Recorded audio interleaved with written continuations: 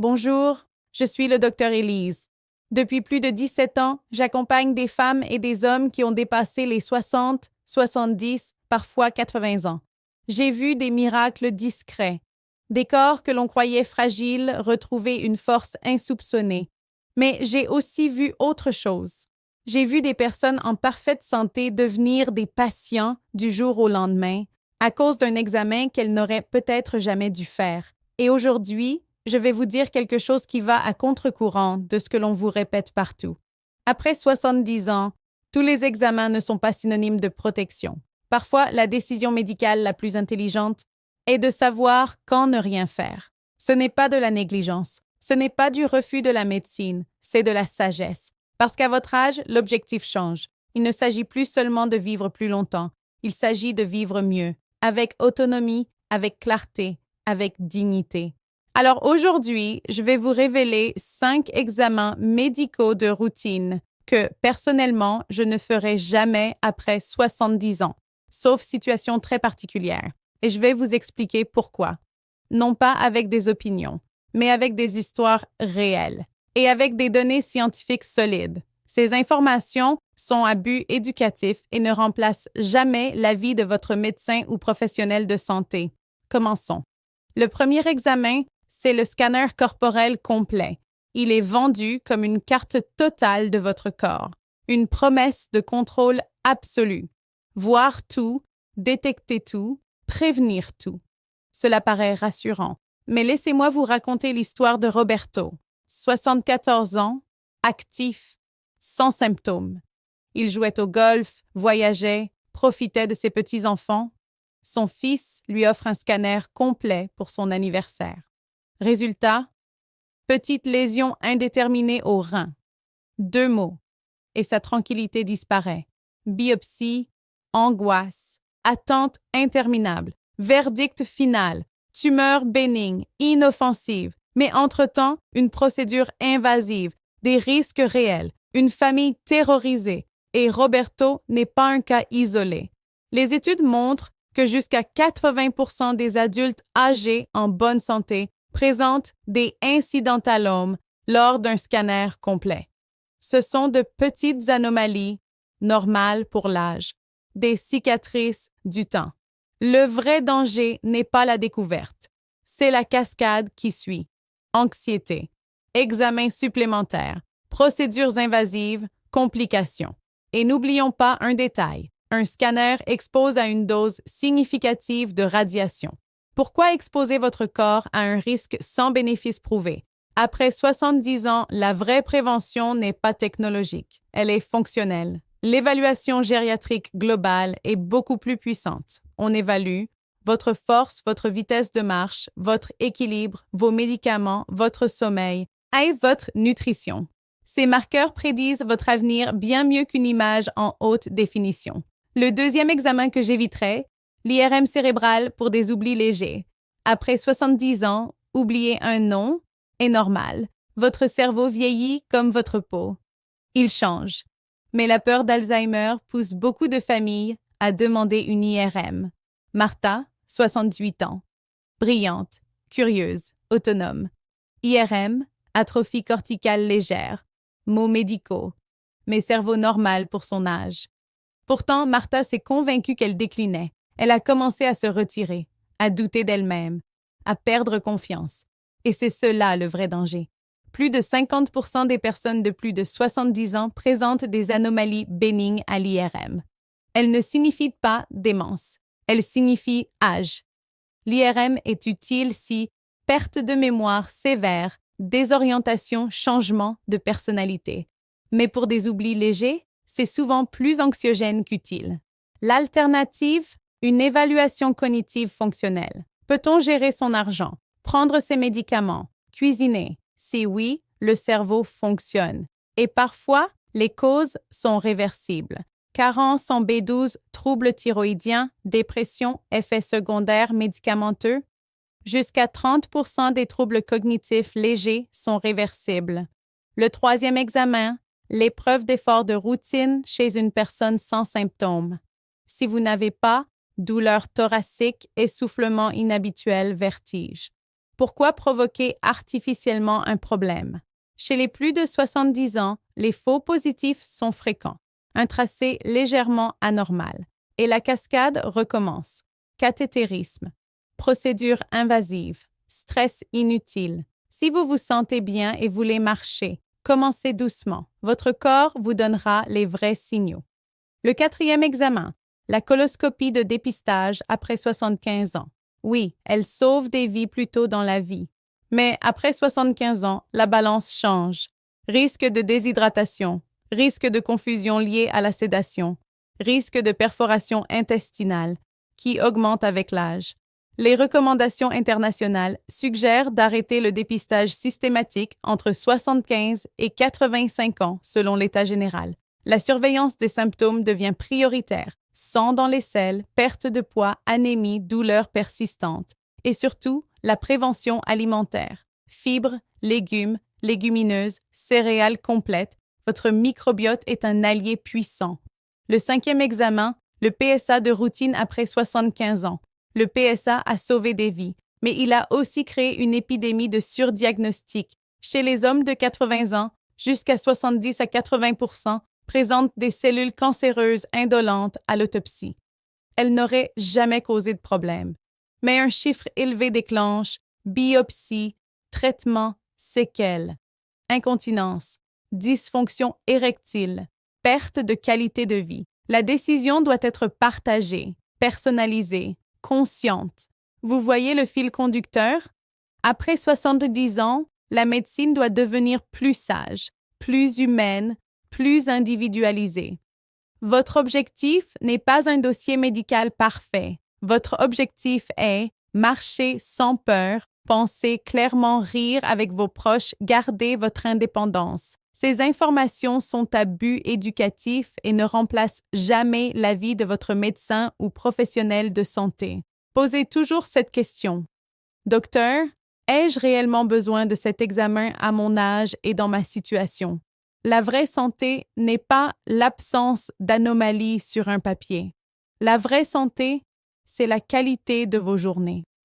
Et parfois, le geste le plus courageux est de dire non. Si ce message vous parle, partagez-le avec quelqu'un que vous aimez. Et dites-moi en commentaire, vous êtes-vous déjà senti poussé à faire un examen qui ne vous semblait pas nécessaire? Prenez soin de vous, parce qu'il y a quelque chose d'encore plus profond derrière ces 5 examens. Ce n'est pas seulement une question de test, c'est une question de philosophie médicale après 70 ans. À 40 ans, la médecine cherche à détecter tôt. À 50 ans, elle cherche à prévenir. Mais après 70 ans, elle devrait chercher à protéger la fonction. Et cela change tout. Votre priorité n'est plus d'identifier chaque anomalie microscopique. Votre priorité est de préserver votre mobilité, votre autonomie, votre clarté mentale, votre équilibre, votre joie quotidienne, parce qu'un examen inutile peut voler exactement cela. Je veux que vous compreniez une chose essentielle. Chaque test médical déclenche un effet domino. Test, résultat incertain, examen complémentaire, procédure, complications potentielles. Et plus nous vieillissons, plus notre capacité de récupération diminue. Une petite complication à 40 ans peut être bénigne. La même à 80 ans peut bouleverser une vie entière. C'est cela que beaucoup oublient. On parle toujours du bénéfice théorique. On parle rarement du coût fonctionnel réel. Je me souviens d'une patiente de 82 ans, indépendante, vive, élégante. Une petite anomalie détectée lors d'un examen de routine. Chirurgie préventive conseillée. L'opération a réussi, mais la rééducation a été difficile. Perte musculaire, perte d'équilibre, une chute pendant la récupération. Résultat, fracture du col du fémur. Et sa vie n'a plus jamais été la même. La question que je vous pose aujourd'hui est simple. Le test que l'on vous propose protège-t-il réellement votre avenir ou menace-t-il votre présent? Cela ne signifie pas refuser la médecine. Cela signifie exiger une médecine adaptée à votre âge biologique. Une médecine qui pose 3 questions avant chaque examen. Ce test va-t-il réellement changer la conduite thérapeutique? Le bénéfice est-il supérieur au risque pour cette personne? L'information obtenue améliorera-t-elle sa qualité de vie? Si la réponse n'est pas clairement oui, alors il faut réfléchir, parce que la longévité sans qualité de vie n'est pas une victoire. Après 70 ans, la stratégie la plus puissante n'est pas technologique, elle est quotidienne. Elle repose sur 5 piliers beaucoup plus efficaces que n'importe quel scanner: le mouvement, la nutrition anti-inflammatoire, le sommeil réparateur, la gestion du stress, le lien social. Les études sont formelles. L'isolement social augmente le risque de mortalité autant que le tabagisme. La perte musculaire est un prédicteur plus fort de mortalité que le cholestérol. La vitesse de marche prédit l'espérance de vie mieux que certains biomarqueurs sophistiqués. Voilà la vérité que peu de campagnes de dépistage vous diront. Votre corps, après 70 ans, est comme une maison ancienne.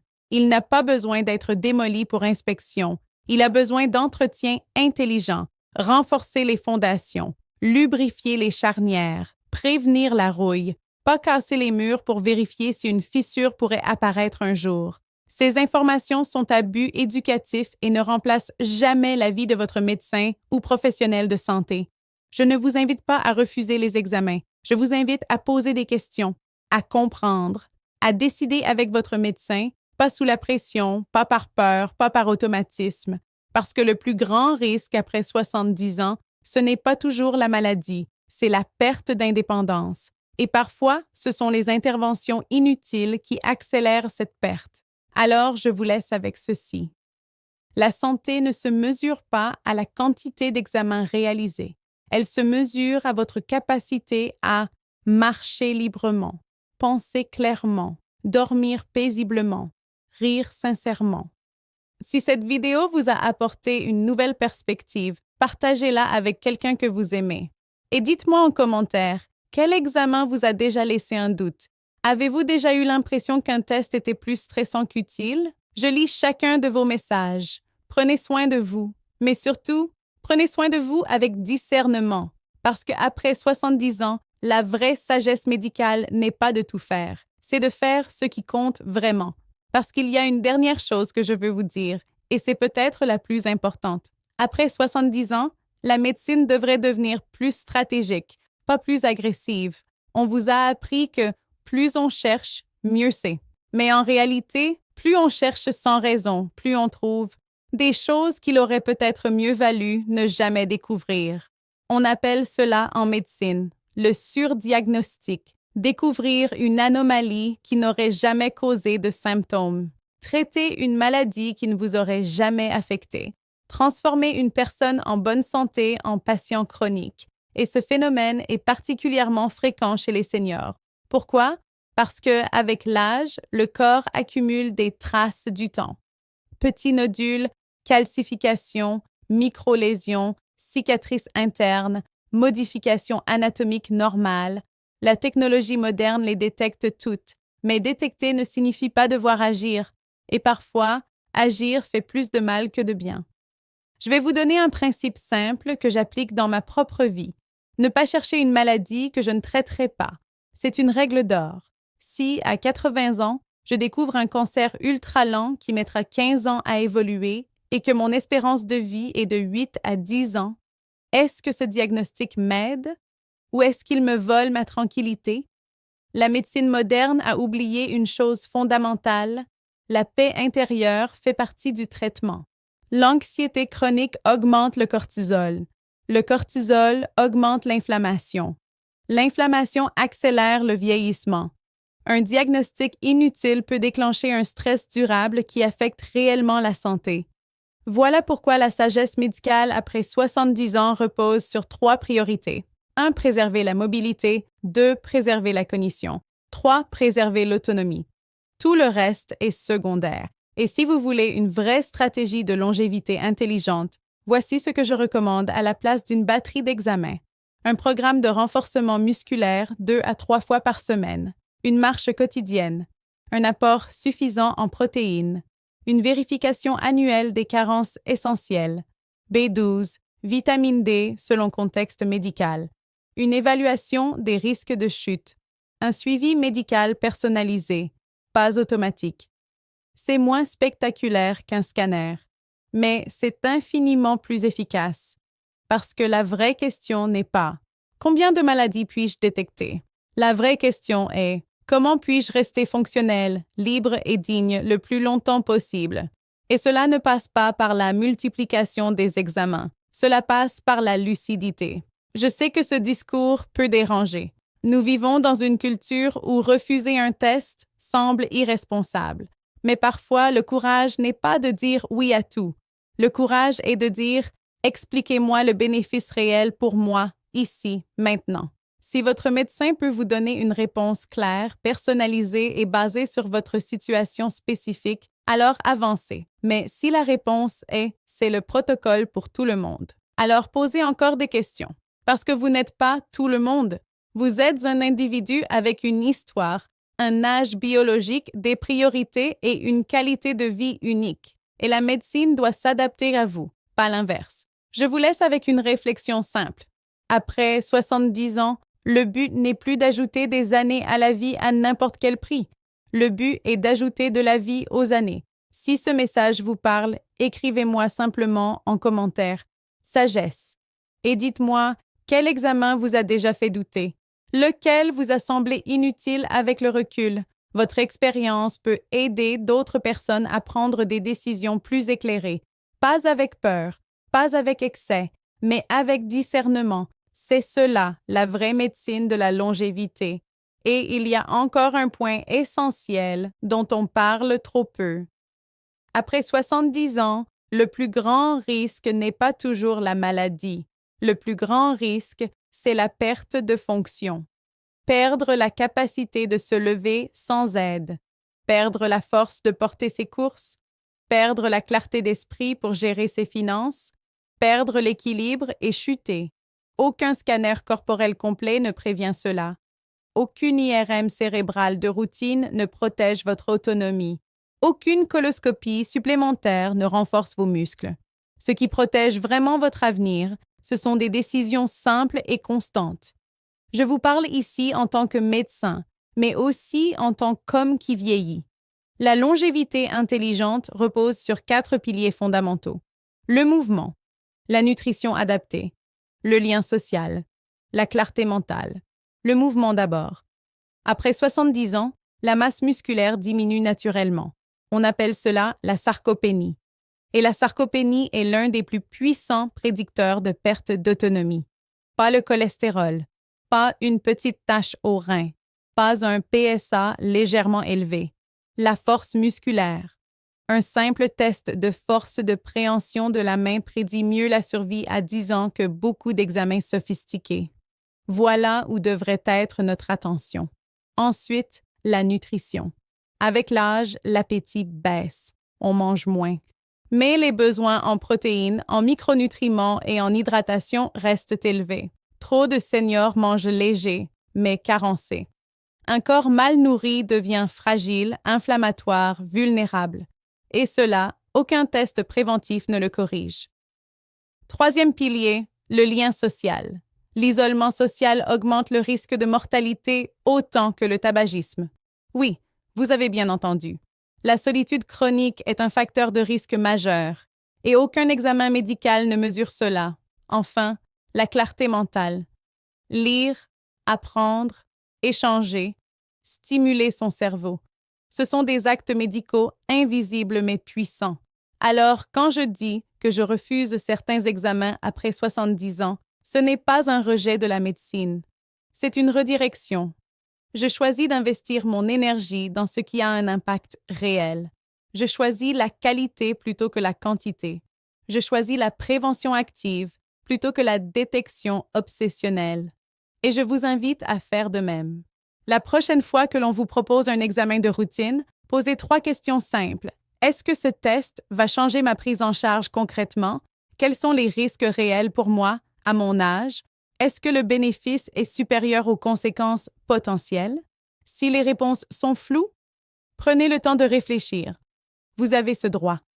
La médecine moderne est extraordinaire, mais elle n'est pas infaillible. Elle doit être adaptée à la réalité du vieillissement.